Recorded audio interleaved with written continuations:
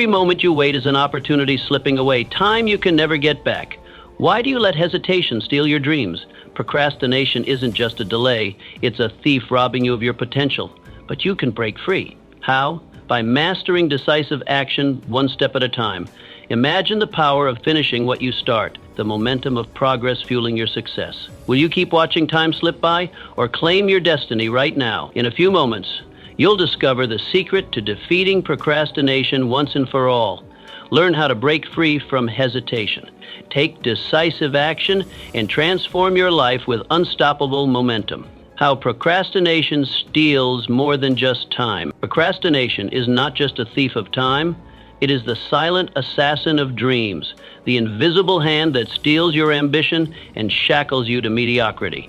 You tell yourself that tomorrow will be the day, that next week things will change, but you know deep down that time waits for no one. But why does procrastination have such a firm grip on your life? It's because it's easy. It's comfortable. The mind craves safety, and nothing is safer than standing still. But comfort is the enemy of progress. Every moment you delay, you are silently choosing comfort over growth, and that choice adds up day by day, until years have slipped by and the life you wanted is nothing more than a distant echo of what could have been. But there is a way out. You must first understand that procrastination is a mindset.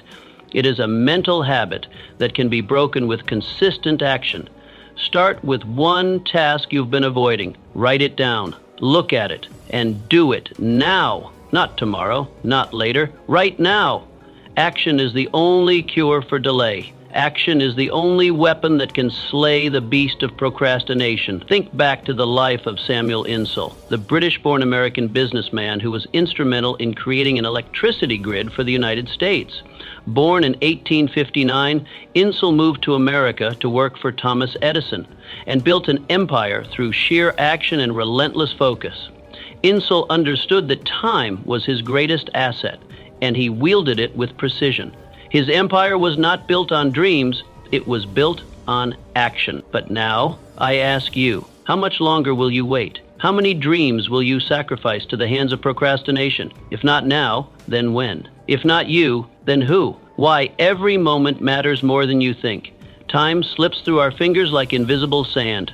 Unlike money, which we count and save with careful attention, time vanishes without a tangible trace. Yet this currency, the seconds, minutes, and hours of our lives, holds value beyond any material wealth we might accumulate. Every moment that passes is irretrievable. While we can earn more money, recover from failures, and rebuild what's broken, we cannot reclaim a single second once it's gone.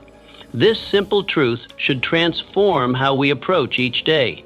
Yet most of us live as though time were infinite. Andrew Carnegie, born into poverty in 1835, the Scottish immigrant understood time's true value from an early age.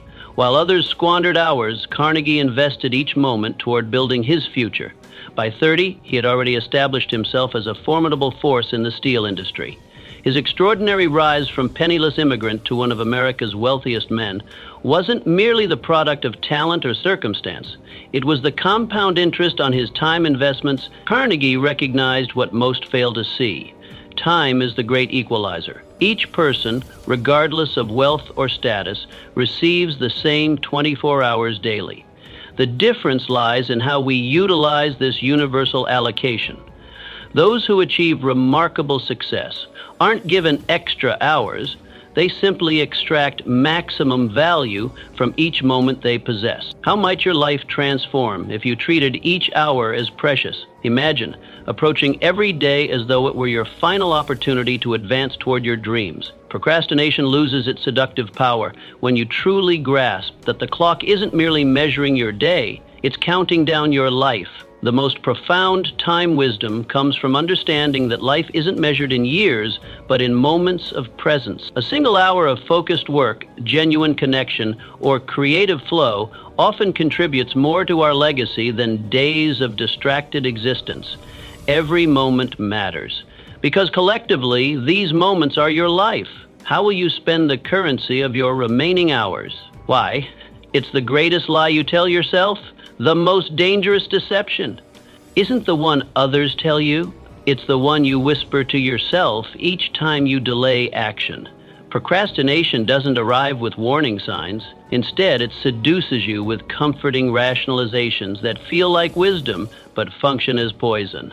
I'll start tomorrow. I need more information before beginning. I work better under pressure. The timing isn't quite right. These statements sound reasonable, even responsible. Yet they represent the sophisticated architecture of self-sabotage that prevents achievement long before external obstacles appear. This internal deception system operates with remarkable efficiency because it targets your vulnerabilities. It knows precisely when to offer relief from discomfort, when to suggest that waiting is prudent rather than paralyzing, and when to convince you that hesitation is actually preparation. James J. Hill, the visionary who transformed America's Northwest through sheer determination. Born in 1838, Hill didn't wait for perfect economic conditions or government backing to pursue his railway ambitions. While competitors sought federal subsidies and optimal circumstances, Hill moved forward, constructing the Great Northern Railway through challenging terrain when conventional wisdom counseled patience. Hill understood a fundamental truth. Waiting is rarely about preparation. It's about fear disguised as prudence. He recognized that someday is where dreams go to expire quietly, without the discomfort of failure, but also without the possibility of triumph. What separates those who achieve from those who merely aspire isn't talent or luck. It's their relationship with time and discomfort. Achievement requires confronting the uncomfortable reality that beginning is always harder than planning to begin. The moment of initiation brings resistance, uncertainty, and the possibility of inadequacy into sharp focus. To break free from procrastination's hypnotic grip, you must first identify its specific language in your life. What particular lies does it tell you? Which excuses have you elevated to the status of legitimate reasons? The procrastination that plagues a perfectionist differs from that affecting someone fearing failure, yet both function with equal destructiveness. Try this experiment. Write down every reason you haven't started your most important project. Then question each one mercilessly. Is it really true that you need more information? Or is information gathering simply a comfortable substitute for action? Do you genuinely work better under pressure? Or have you simply never experienced the power of methodical progress without artificial urgency? Your answers will reveal the intricate web of self-deception that has become so familiar you no longer recognize it as fiction. The remedy begins with radical honesty. Acknowledge that procrastination isn't a work style or personality trait. It's a protection mechanism against discomfort. Once recognized, you can implement strategic countermeasures, breaking tasks into smaller components, creating immediate consequences for inaction, or establishing accountability structures that override internal resistance. The answers might terrify you, which means they're probably true. How procrastination drains your wealth and success. The ledger of your life contains two columns, what you've accomplished and what you've postponed. While we meticulously track our financial accounts, few of us calculate the staggering cost of delay, the invisible tax we pay when opportunity passes while we remain in preparation mode. Procrastination extracts its toll not in dramatic, obvious ways, but through the quiet accumulation of unrealized potential. Consider the investment account never opened, the business idea never launched, the skill never developed, the connection never made. Each represents not merely a missed opportunity, but compound interest forever lost. When you delay action by just one day, you sacrifice more than 24 hours. You forfeit the momentum, learning, and progress that would have generated exponential returns. This mathematics of missed opportunity rarely appears in financial statements, yet it determines the ultimate balance of your success account more decisively than any other factor. Jay Gould, the controversial yet undeniably successful railroad magnate born in 1836, understood this principle intuitively. Despite humble beginnings, Gould recognized that hesitation was a luxury he couldn't afford. While others analyzed market conditions endlessly, Gould moved decisively, identifying opportunities in the railroad industry that others overlooked or were too cautious to pursue. His approach wasn't reckless, it was pragmatic. He understood that perfect information and ideal conditions are theoretical concepts that rarely materialize in the real world. By the time consensus emerges about an opportunity's viability, its highest return period has typically passed. Gould's fortune, among the largest of America's Gilded Age, wasn't built through superior resources, but through superior timing and the courage to act while others deliberated. The wealth-draining power of procrastination operates through three primary mechanisms. Breaking procrastination's wealth-draining cycle begins with recognizing that action itself is a form of capital, one that generates returns through experience, feedback, and momentum. Even imperfect action creates value through learning, while perfect plans without implementation remain perpetually worthless. Track your delay cost by estimating the value lost through postponed decisions. What would that business idea have generated if launched last year? What salary increase would that certification have created if completed 6 months ago? These calculations create powerful motivation by making procrastination's price tag visible. How to conquer procrastination with the power of decision. Procrastination dissolves the moment you make a genuine decision, not the half commitments we often mistake for decisions. I'll try, or I hope to, or I plan on, but the irrevocable kind that eliminates all other options and makes retreat impossible. True decision possesses a finality that transforms your relationship with action. The word itself reveals this power. Decision comes from the Latin decidere, meaning to cut off. When you decide, you sever alternative paths, channeling all your energy in one direction, rather than dispersing it across many possibilities. This concentrated focus explains why decisive people accomplish what others merely contemplate. They aren't necessarily more talented or resourceful.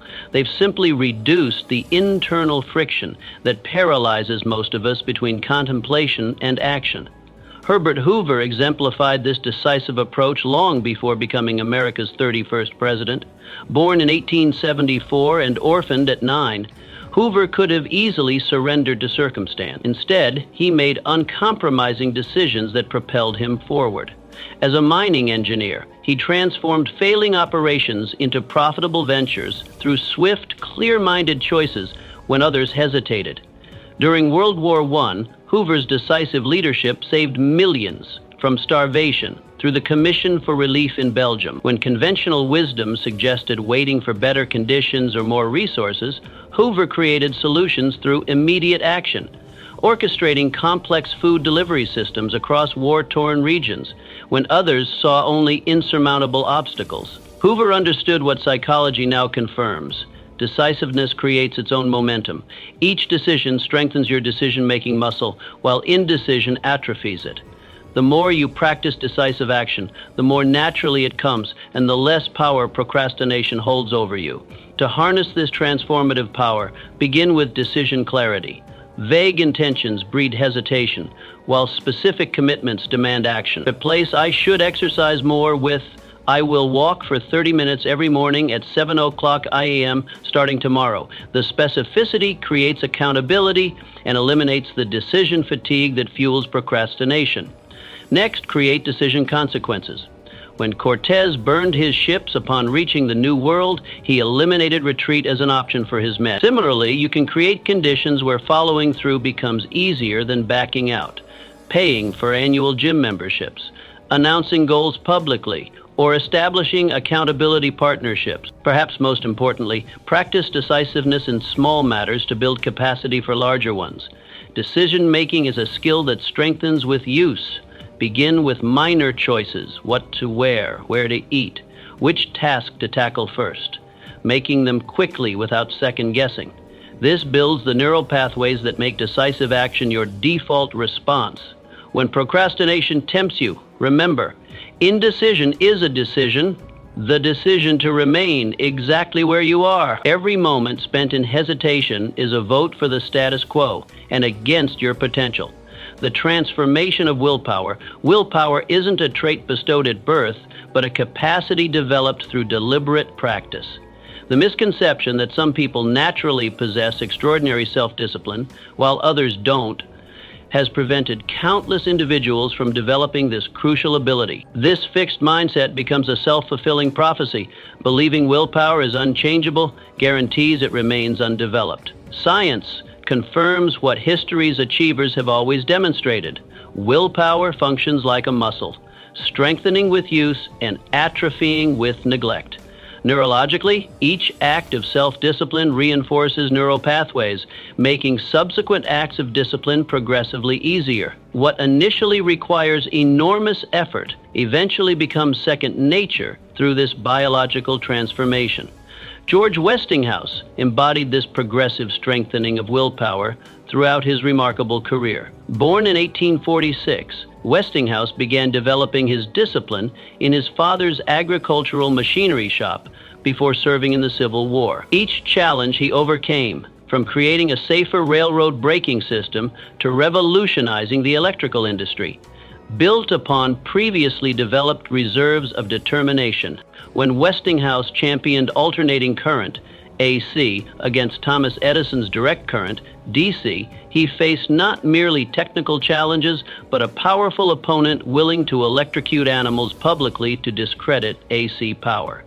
Lesser individuals would have abandoned the fight, but Westinghouse's previously strengthened willpower allowed him to persist through this war of currents, despite financial strain and public relations attack. His ultimate triumph wasn't merely technological. It represented the culmination of willpower consistently applied across decades. The electrical system powering our modern world exists largely because one man's disciplined persistence outlasted another's opposition. The transformation of your own willpower begins with understanding its progressive nature. Start with challenges slightly beyond your current capacity, difficult enough to require effort, but achievable enough to build confidence. The specific domain matters less than the consistent practice of choosing long-term benefits over immediate gratification. Begin each morning with a small act of discipline, perhaps making your bed, completing a brief workout, or spending 15 minutes on your most important project before checking messages. These seemingly insignificant actions create momentum that carries into larger challenges throughout the day. Track your willpower wins, however modest. The visible record of your growing discipline becomes powerful motivation during inevitable periods of resistance. Remember that willpower depletion is temporary. Research shows that simply believing your willpower is unlimited significantly increases your capacity for sustained effort. Strategic rest enhances willpower rather than diminishing it. Schedule brief recovery periods between demanding tasks, as elite athletes do between training sessions. This prevents the burnout that often masquerades as permanent willpower failure. Perhaps most importantly, connect your discipline to deeper meaning. Westinghouse didn't merely sell electrical systems. He envisioned transforming human potential through accessible energy.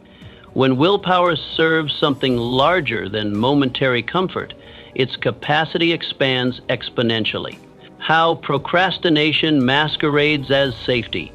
Procrastination's most dangerous disguise is its appearance as prudent caution. It whispers seductively that delay is wise, that by postponing action, you're gathering information, mitigating risks, and protecting yourself from potential failure. This deception transforms procrastination from acknowledged weakness into perceived virtue. The safety procrastination promises is entirely illusory. Rather than protecting you from danger, it guarantees harm through opportunity loss, skill stagnation, and the accumulation of unfulfilled potential.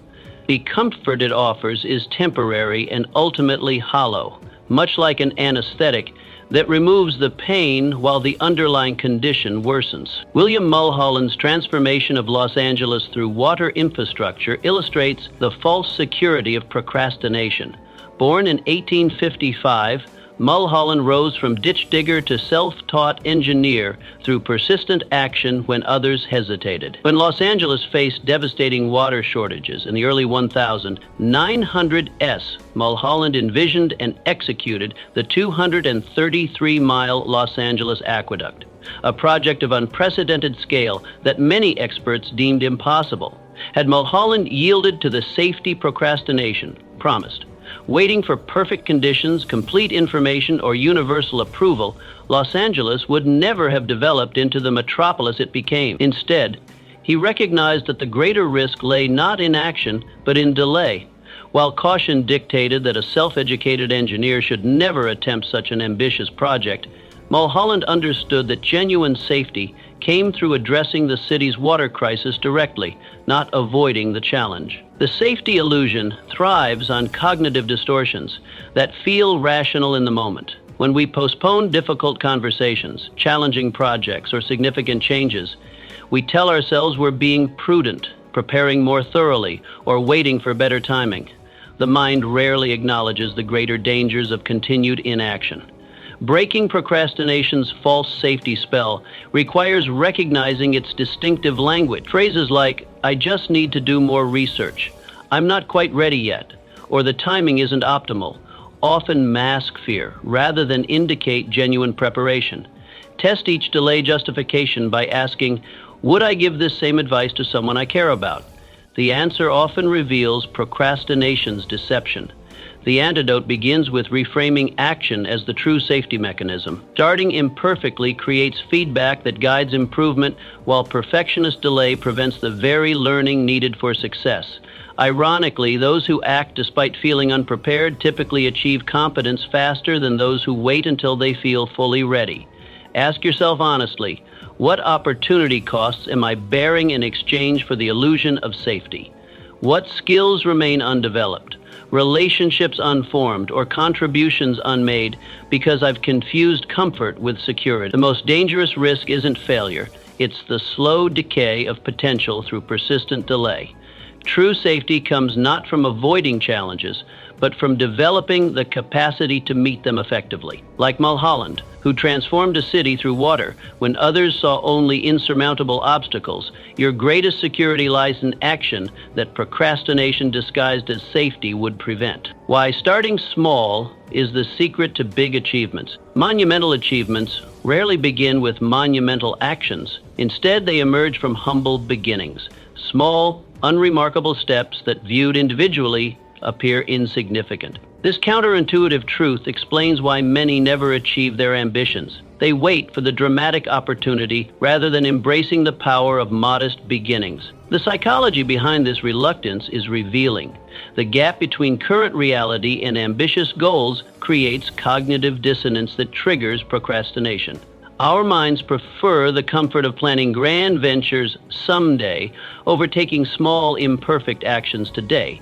We tell ourselves we'll start when conditions improve, when we have more resources, when we feel more confident, effectively surrendering our progress to circumstances beyond our control. Edwin C. Barnes's journey illustrates the transformative power of starting small, without guarantees. Born in 1870 with no connections, money, or special advantages, Barnes set his sights on partnering with Thomas Edison, America's premier inventor.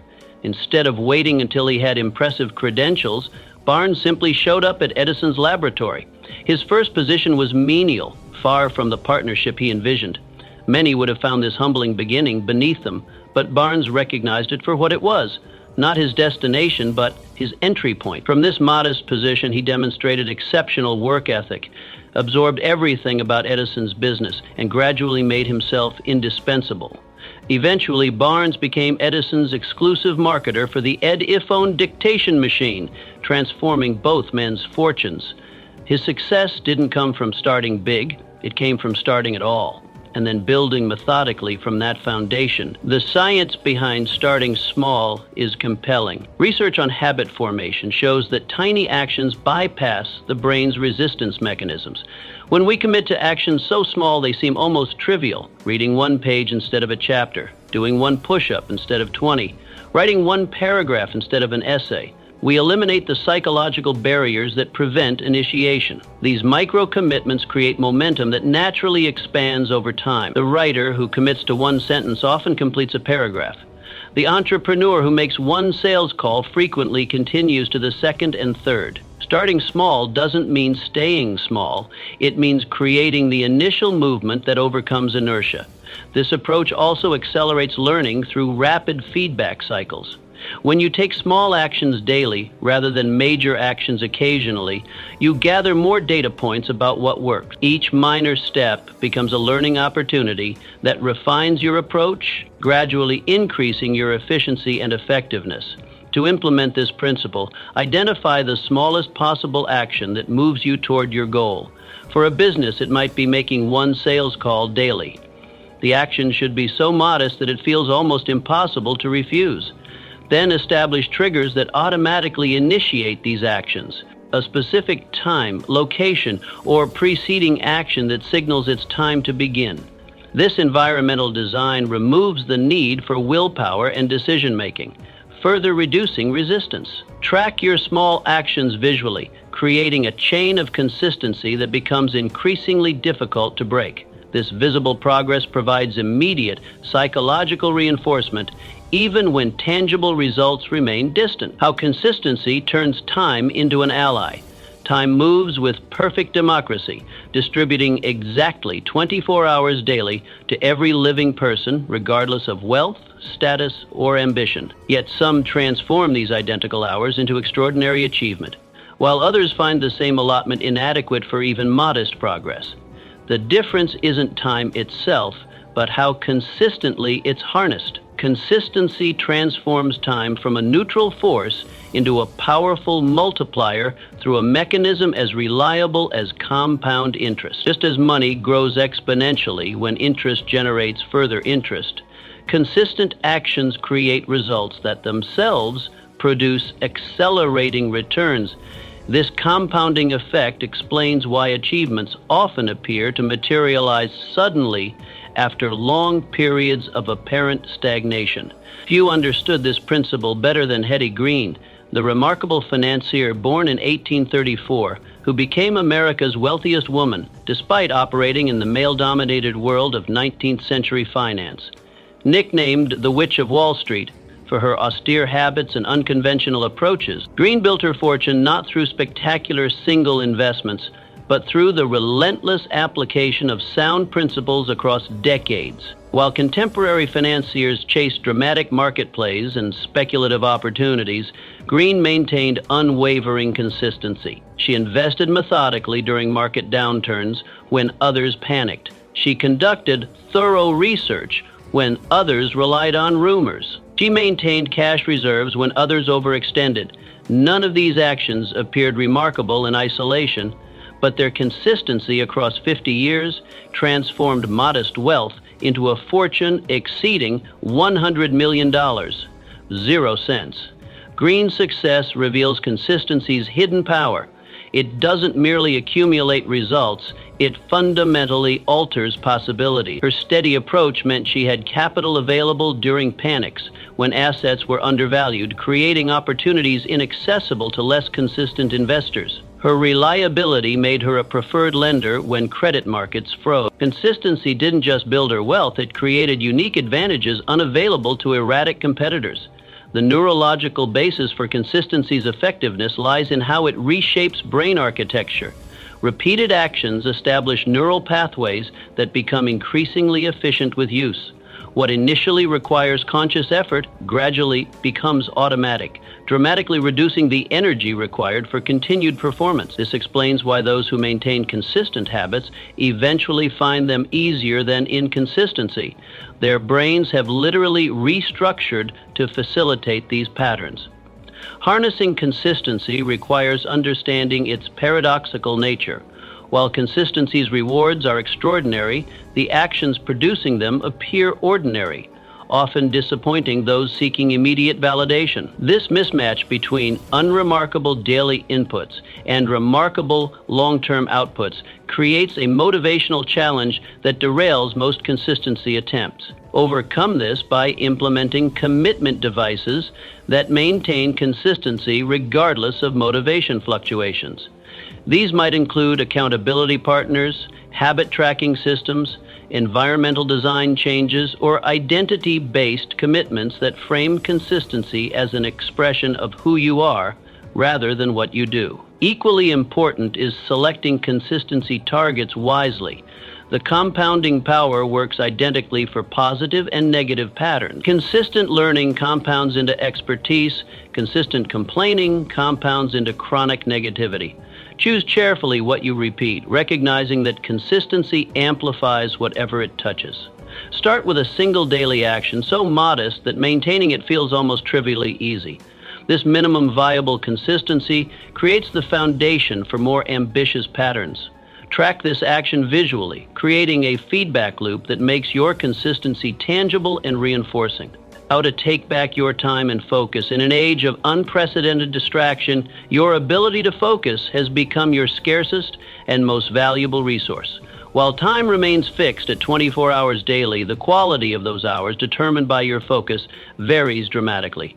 The modern environment, engineered specifically to fragment attention, ensures that those who cannot protect their focus inevitably surrender their most valuable asset. Cyrus McCormick demonstrated this transformative power of protected focus during the 1830s.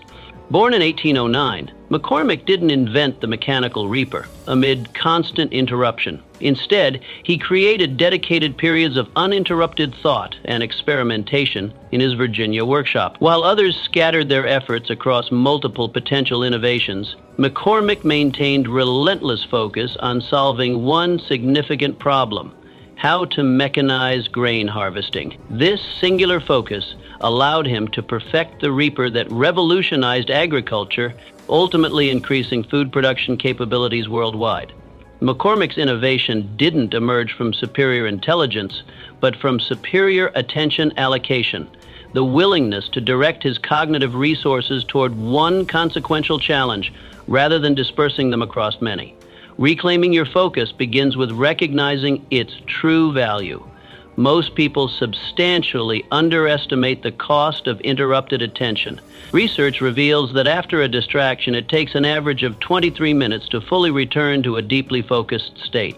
Implement a focus reclamation strategy, beginning with environmental redesign. Create a dedicated workspace that signals to your brain that serious attention is expected. Schedule focus blocks of at least 90 minutes, the minimum time required for meaningful cognitive momentum. Protect these periods with the same seriousness you would give to critical meetings. The language matters here. You aren't finding time for focus, you're allocating your most valuable resource toward your highest priorities. Develop a distraction response to protocol for inevitable interruptions. Rather than immediately surrendering your attention, briefly note the distraction and promise yourself a specific time to address it later. This capture and defer approach prevents the distraction from consuming mental bandwidth while ensuring important matters aren't overlooked. Perhaps most importantly, train your attention capacity systematically. Focus, like physical strength, deteriorates without consistent exercise. Begin with sessions matched to your current capacity, perhaps just 25 minutes initially, and gradually extend them as your mental endurance increases. Track your focus metrics as diligently as any business tracks financial performance. How many hours of genuine deep focus did you achieve today? What percentage of your workday was spent in a truly attentive state? These measurements create accountability for this otherwise invisible asset. Why waiting is the enemy of greatness. The most persistent delusion in human psychology is the belief that the perfect moment awaits just beyond the horizon. This waiting mindset, the conviction that conditions will somehow align more favorably in some imagined future, becomes the unacknowledged architect of unfulfilled potential. It transforms temporary pauses into permanent stagnation, while maintaining the comforting illusion that great achievements remain possible. This waiting paralysis stems from a fundamental misconception about how greatness emerges. We imagine it requires ideal circumstances, abundant resources, complete information, perfect timing, maximum confidence. History reveals the opposite. Greatness consistently emerges from those who act decisively amid imperfect, often actively hostile conditions. Andrew Mellon embodied this counterweighting philosophy throughout his remarkable career. Born in 1855, Mellon built one of America's greatest fortunes not by waiting for economic certainty, but by acting during periods of maximum uncertainty.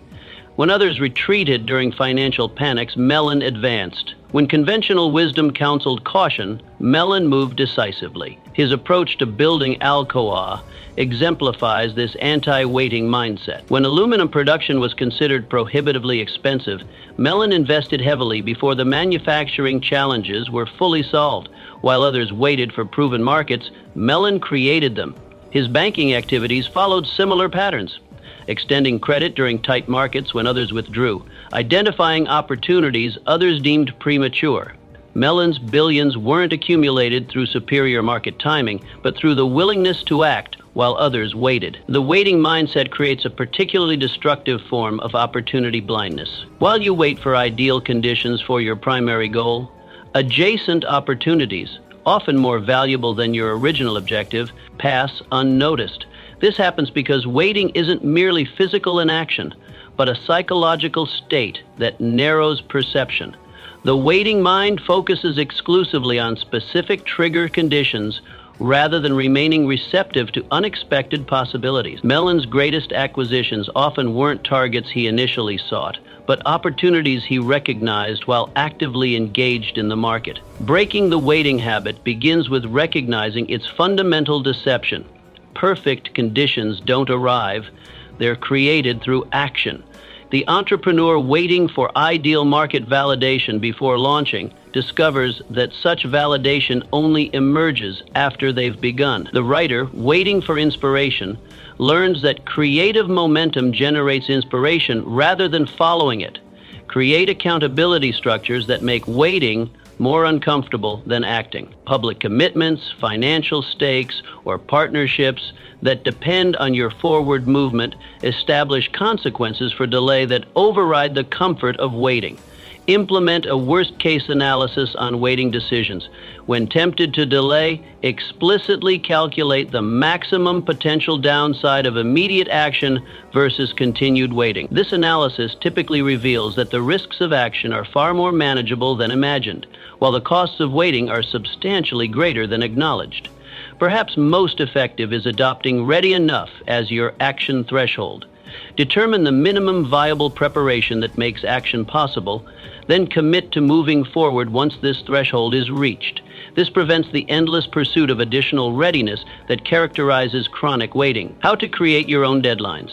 The distance between intention and accomplishment is bridged by a single powerful tool, the deadline. Public commitments, financial stakes, or partnerships that depend on your forward movement establish consequences for delay that override the comfort of waiting. Implement a worst-case analysis on waiting decisions. When tempted to delay, explicitly calculate the maximum potential downside of immediate action versus continued waiting. This analysis typically reveals that the risks of action are far more manageable than imagined, while the costs of waiting are substantially greater than acknowledged. Perhaps most effective is adopting ready enough as your action threshold. Determine the minimum viable preparation that makes action possible, then commit to moving forward once this threshold is reached. This prevents the endless pursuit of additional readiness that characterizes chronic waiting. How to create your own deadlines. The distance between intention and accomplishment is bridged by a single powerful tool, the deadline. Without this temporal boundary, even the most passionate ambitions remain perpetually in progress, victims of the human tendency toward endless preparation and perfection seeking. Deadlines transform the abstract into the concrete, converting vague aspirations into time-bound commitments that demand specific action. Their power lies not in the arbitrary date itself, but in how they fundamentally alter your relationship with a project by creating urgency, focusing attention, and demanding resolution. Joseph Pulitzer understood this transformative power when building his newspaper empire in the late 19th century. Born in 1847, Pulitzer revolutionized journalism not merely through editorial innovation, but through relentless deadline discipline. In an industry where timeliness determined relevance, Pulitzer established unmovable deadlines throughout his organization. From reporters gathering stories to editors finalizing copy to presses beginning production. This deadline-driven culture created his competitive advantage. While competitors debated whether stories were perfect or complete, Pulitzer's newspapers were already reaching readers. His success demonstrated that meeting good deadlines consistently outperforms perfecting content indefinitely. The newspaper that reaches readers with 90% of the story today invariably outperforms the publication delivering 100% tomorrow. This same principle applies beyond journalism to any endeavor where completion creates value. The business launched imperfectly today can begin generating revenue and feedback immediately, while the perpetually planned perfect business remains theoretically superior but practically worthless. Creating effective personal deadlines begins with understanding their psychological mechanics. Self-imposed deadlines lack the external consequences of those set by others, making them vulnerable to renegotiation. Counteract this by artificially manufacturing consequences that make deadline adherence more comfortable than extension. Share your deadlines publicly with people whose opinions you value, triggering the powerful social commitment effect. Research shows that public commitments are significantly more likely to be fulfilled than private ones due to our natural aversion to inconsistency in others' eyes. Implement financial stakes by pre-committing money that becomes either a reward for meeting your deadline or a penalty for missing it. How a simple shift in mindset destroys procrastination. Procrastination persists not primarily as a time management issue, but as a mental framework, a specific way of relating to tasks, discomfort, and the future. This explains why traditional productivity tactics often fail. They address the symptoms rather than the underlying mindset generating the behavior. The crucial distinction between those who procrastinate chronically and those who act promptly isn't found in their schedules, willpower reserves, or organizational systems.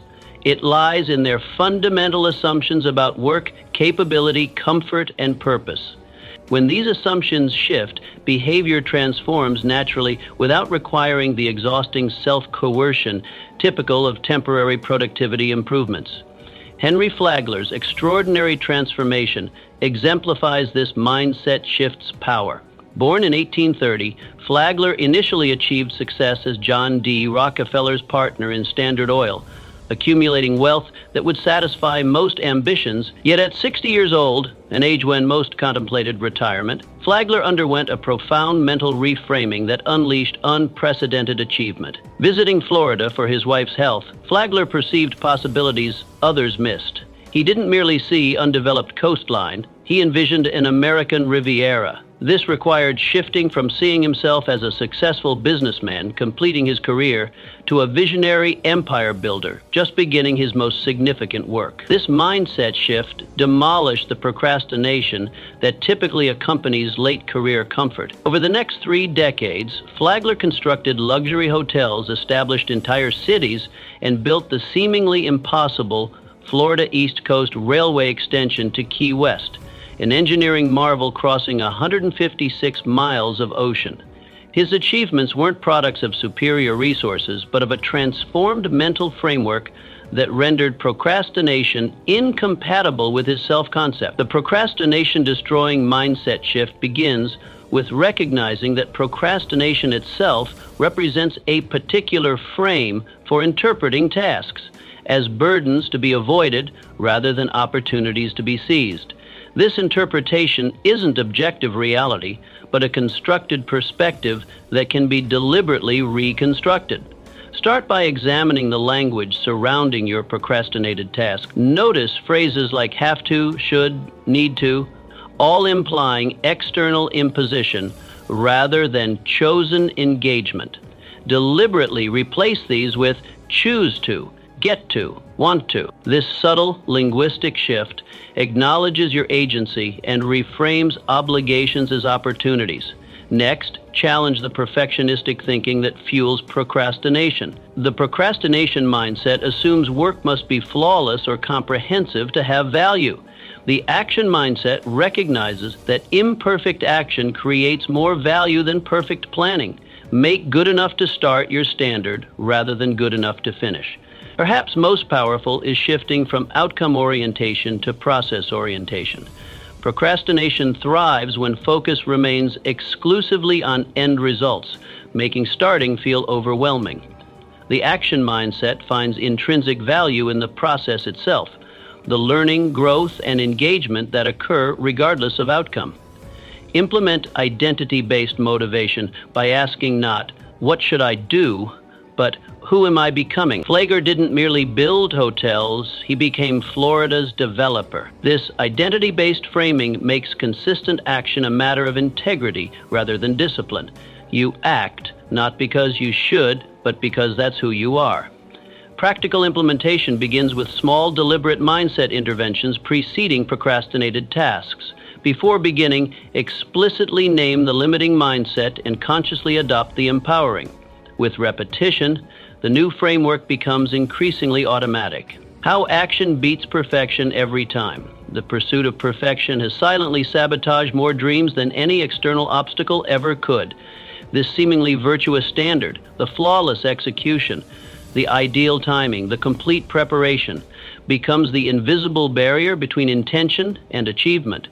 While perfectionism masquerades as quality control, its true function is often risk avoidance disguised as excellence. Action, even imperfect action, generates momentum that perfectionism perpetually postpones. This fundamental truth explains why those who act imperfectly but consistently outperform those who plan perfectly but intermittently. The perfection seeker remains perpetually in preparation mode, while the action taker gains experience, feedback, and results that accelerate progress exponentially. Richard Arkwright embodied this action-oriented approach during the early Industrial Revolution. Born in 1732 to humble beginnings, Arkwright lacked formal education and technical training when he began developing spinning machinery. His early spinning frame designs were decidedly imperfect, inefficient, prone to breakdowns, and constantly requiring modification. Had Arkwright waited until his designs achieved theoretical perfection, the mechanized textile industry might have emerged decades later. Instead, he deployed imperfect machines, observed their operation, gathered feedback, and implemented continuous improvement. This iterative approach allowed him to establish the world's first water-powered cotton spinning mill in 1771, transforming textile production from cottage industry to industrial powerhouse. Arkwright's fortune, eventually making him one of England's wealthiest individuals, didn't emerge from superior intellect or resources, but from his willingness to act while others theorized. His competitors often possessed more technical knowledge, but remained trapped in endless refinement cycles, while Arkwright's imperfect but budget-moding mills generated both revenue and practical insights unavailable to those who never moved beyond planning. The action over perfection principle operates through several mechanisms. First, action creates feedback that planning cannot.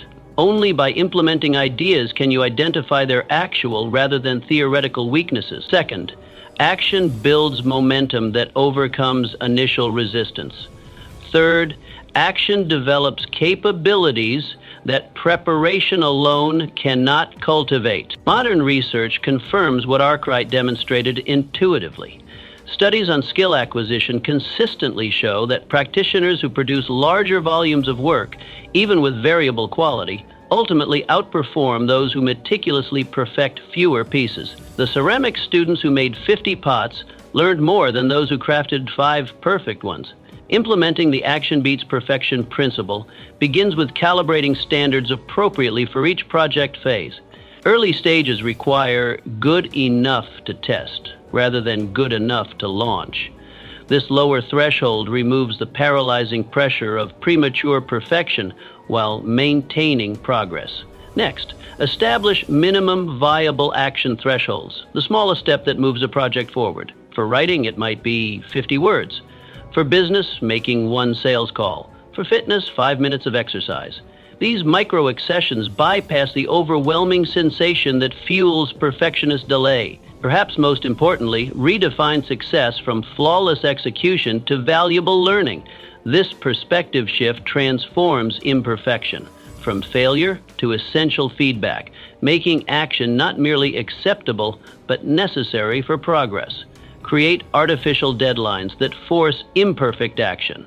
When the graphic designer has 4 hours rather than 4 weeks, perfectionism becomes impossible. Yet the work produced typically meets functional requirements despite its imperfections. These constraints reveal how much perfectionism serves psychological rather than practical needs. How one decision can change your entire life. Life's trajectory rarely shifts through gradual evolution.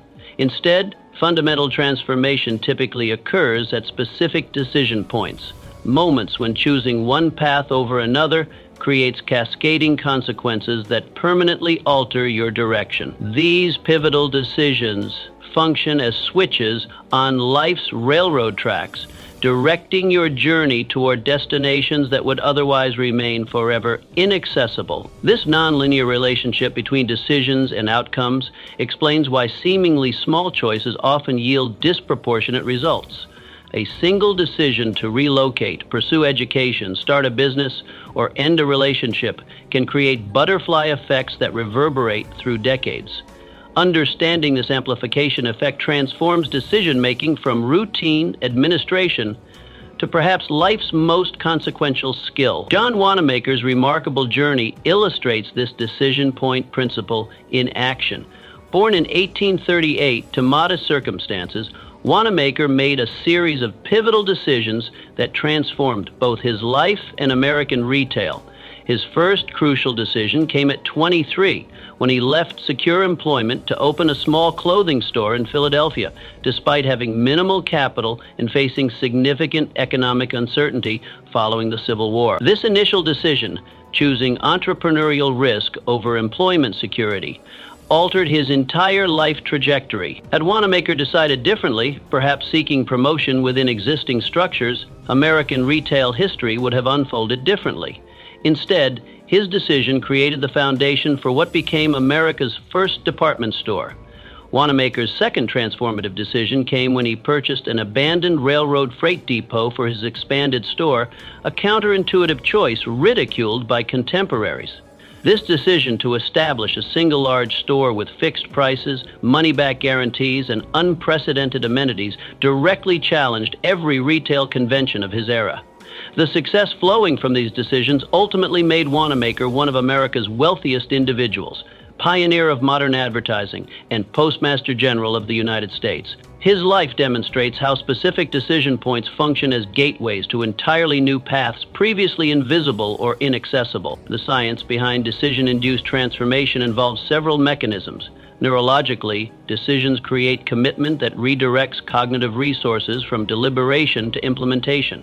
Psychologically, decisions establish identity, reinforcing feedback loops that make subsequent aligned choices increasingly natural. Practically, decisions eliminate alternatives, focusing energy previously dispersed across multiple possibilities. Harnessing this transformative power begins with identifying high-leverage decision points, those with asymmetric upside relative to downside. These typically involve skills, relationships, habits, or investments where initial choices compound over time.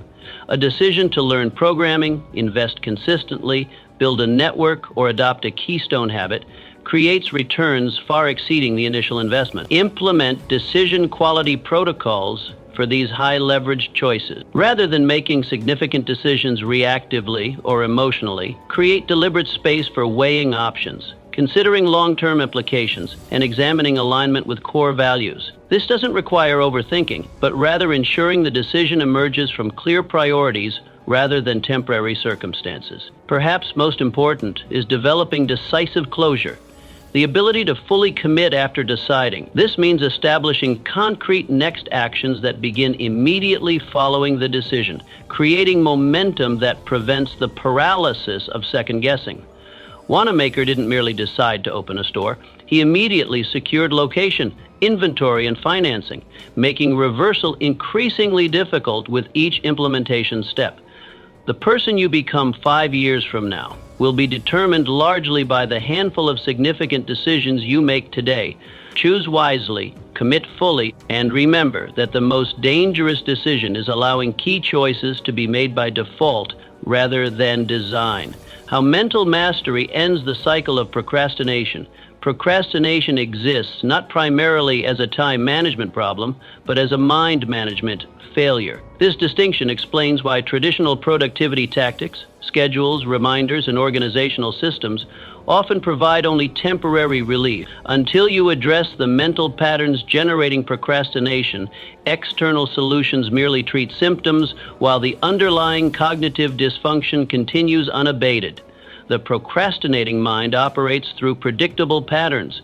It magnifies the discomfort of beginning, downplays the consequences of delay, and overestimates future willpower. These aren't character flaws, but automatic mental processes that, left unmanaged, consistently sabotage intentional action. Andrew Carnegie's transformation from impoverished immigrant to industrial titan demonstrates the decisive advantage of mental mastery. Born in 1835 to destitute Scottish weavers, Carnegie arrived in America at 13, facing poverty, minimal education, and no connections. What separated him from countless others in similar circumstances wasn't initial advantage, but superior mental discipline. Carnegie systematically trained his mind against procrastination's common triggers. When opportunity appeared in the growing telegraph industry, he didn't delay despite his youth and inexperience. While others hesitated during the emerging railroad boom, Carnegie moved decisively. When the nascent steel industry showed promise, he redirected his resources without the paralysis of overthinking. His mental mastery manifested most clearly in his ability to begin difficult tasks immediately rather than delaying. Carnegie's personal writings reveal his understanding that the first hour is the rudder of the day. He developed routines that ensured his mind engaged with priority work before distractions could derail intention. A 19th century application of what modern psychology calls strategic automaticity. Recent neuroscience validates Carnegie's intuitive approach. Brain imaging reveals that procrastination activates the amygdala, the brain's threat detection center, when contemplating challenging tasks. This triggers the limbic system to seek immediate relief through delay. Mental mastery develops the prefrontal cortex's ability to override this automatic avoidance response, not through willpower, but through deliberate cognitive restructuring. Developing this mental discipline begins with meta-awareness, observing your thoughts without identifying with them. When procrastination urges arise, create psychological distance by labeling them objectively. I notice I'm having the thought that I should check emails before starting this project. This simple reframing interrupts automatic response patterns and creates space for conscious choice. Mental mastery ultimately requires aligning your identity with action rather than delay.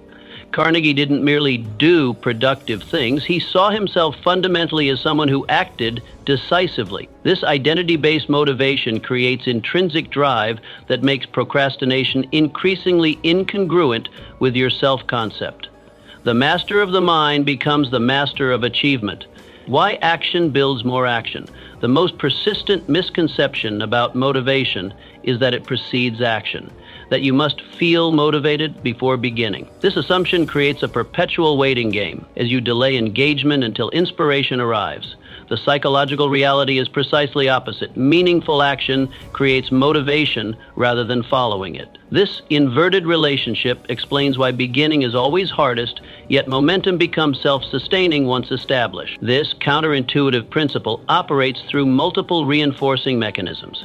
Neurologically, action triggers dopamine release that increases focus and drive. Psychologically, progress satisfies the fundamental human need for competence, creating positive emotions that encourage continued engagement. Practically, action generates clarity about next steps, eliminating the paralysis of uncertainty that frequently underlies procrastination. Few historical figures better exemplify this action generates momentum principle than J.P. Morgan. Born in 1837, Morgan built a financial empire not through sudden inspiration, but through cascading actions that each created momentum for subsequent achievements. The pattern began early. His initial banking experience led to partnership opportunities that might never have materialized without his entry-level engagement. Morgan's expansion from banking into railroads, then steel, electricity, and other industries, demonstrates how action in one domain creates unexpected opportunities in others. His initial work restructuring troubled railroads provided insights and connections that later facilitated his pivotal role in creating General Electric and U.S. Steel. Had Morgan waited for comprehensive understanding of these industries before engaging, most opportunities would have vanished before his preparation completed.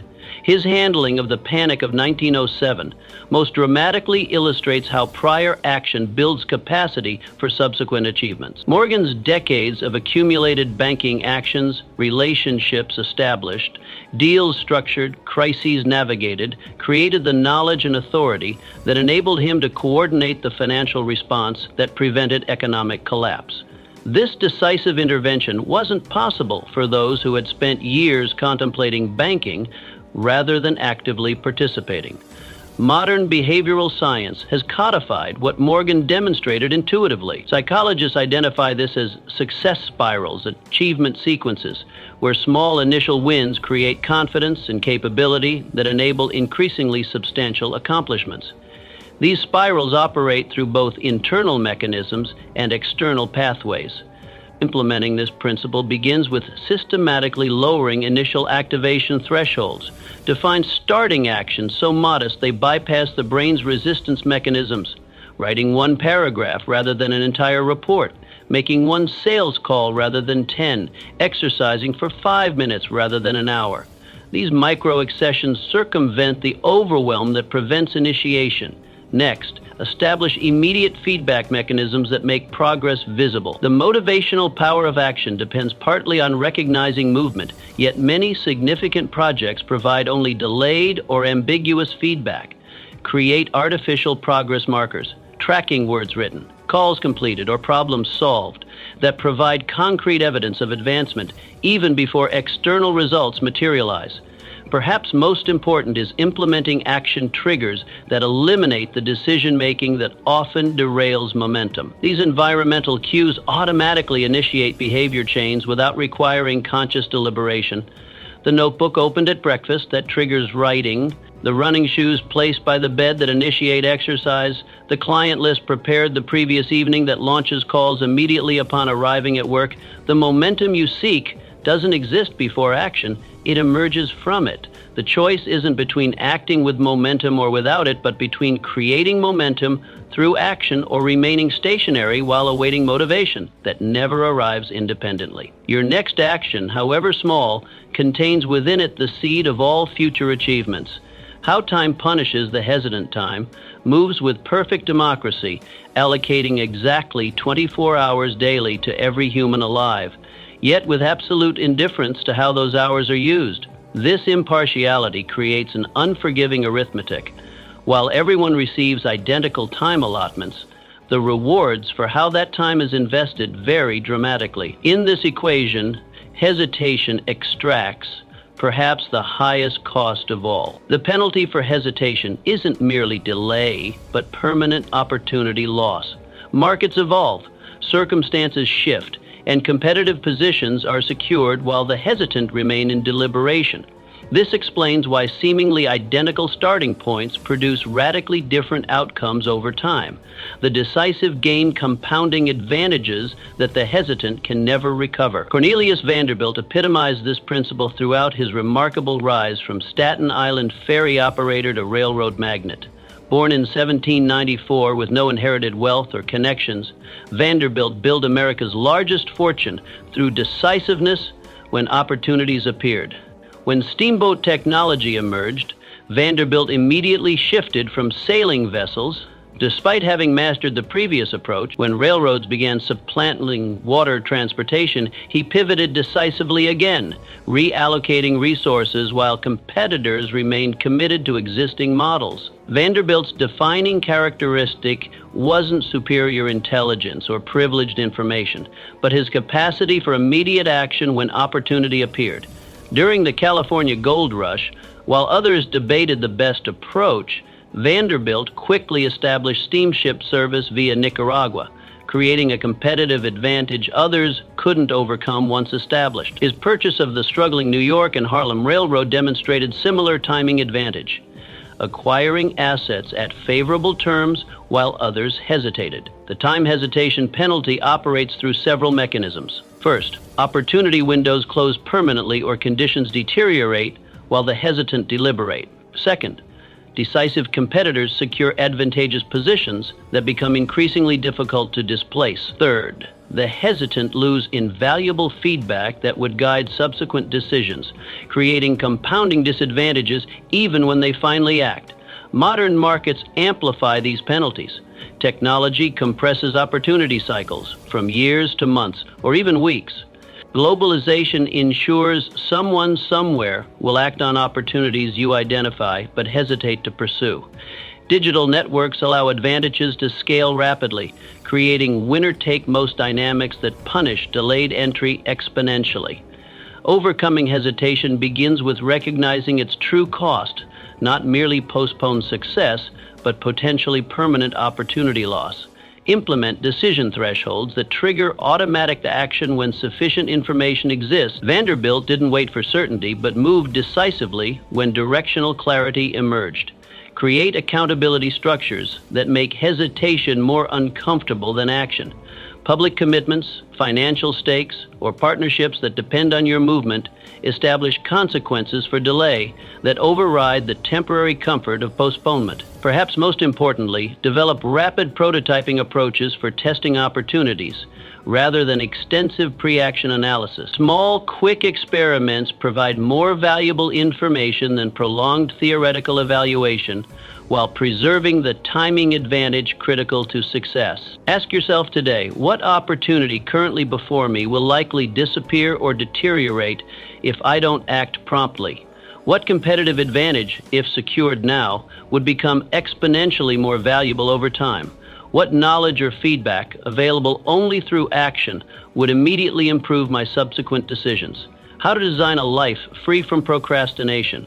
Procrastination persists not through lack of productivity techniques, but through the absence of intentional design. Most attempt to overcome procrastination within environments specifically engineered to foster it, surrounded by distractions, lacking clear priorities, and operating without structural accountability.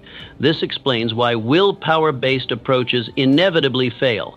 Even extraordinary determination cannot overcome fundamentally flawed systems. The solution isn't found in greater effort within broken systems, but in designing environments, routines, and mindsets where procrastination becomes harder than productive action. This systematic approach transforms procrastination from a character battle to an engineering problem, one solved through deliberate design rather than perpetual struggle. Henry Leland embodied this design-based approach throughout his extraordinary career. Born in 1843, Leland established manufacturing standards that transformed American industry while founding both Cadillac and Lincoln Motor Company. His success stemmed not from sporadic inspiration, but from meticulously designed systems that ensured consistent execution regardless of momentary motivation. Leland's manufacturing facilities reflected his understanding that environment determines behavior.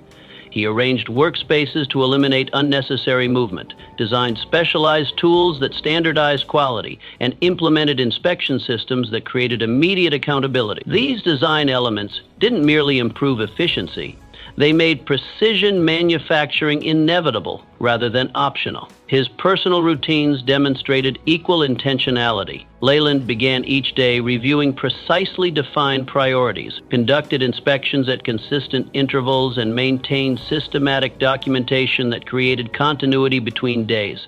This wasn't merely discipline, but environmental design that made procrastination more difficult than progress. Design decision architecture that minimizes resistance points where procrastination typically begins.